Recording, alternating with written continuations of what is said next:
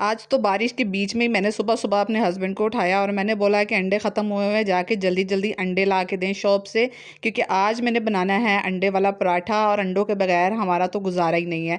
तो मेरे हस्बैंड छतरी लेके गए, फटाफट से अंडे लेके आए और मैंने बच्चों से कहा कि आ जाओ भई, आज तुम्हें बारिश में मज़ेदार सा नाश्ता बना के देती हूँ। यहाँ मैंने ले लिए 2 प्याज़, टमाटर, हरी मिर्चें, उसको चॉपर में डाल के अच्छे से चॉप किया।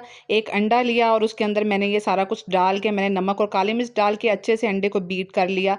इतना प्यारा सा गोल सा पराठा बना के ना मैंने कहा कि लेयरिंग वाला पराठा बनाती हूँ, उसके ऊपर अंडा लगाऊंगी तो मज़ा ही आ जाएगा खाने का। तो यहाँ मैंने बना लिया पेड़ा, कुछ देर पेड़े को स्टे दिया और साथ ही इसकी रोटी बना ली। ऊपर मैंने लगाया देसी घी और ज़बरदस्त लेयरिंग वाला पराठा तैयार हो गया। उसके ऊपर मैंने डाला अंडा और अच्छे से फैला के मैंने इसको पलट दिया और इसके अंदर आप अपनी पसंद की वेजिटेबल्स भी लगा सकते हैं, पर मैंने इसमें लगाया केचप, मायोनीज़ और इसको फोल्ड कर लिया और हाफ कट करके बच्चों को दिया। यकीन माने बच्चों ने इतना इंजॉय किया इसको। बच्चों को नाश्ता करवाने के बाद मैं इनको ज़बरदस्ती पकड़ के ऑयलिंग के लिए बैठ गई। मैंने कहा बेटा जी सर की मालिश करवा लो, कल को बड़े होगे ना तो यही चीज़ें मिस करोगे कि हमारी माँ हमारे सर की कितनी ज़बरदस्त मालिश करती थी।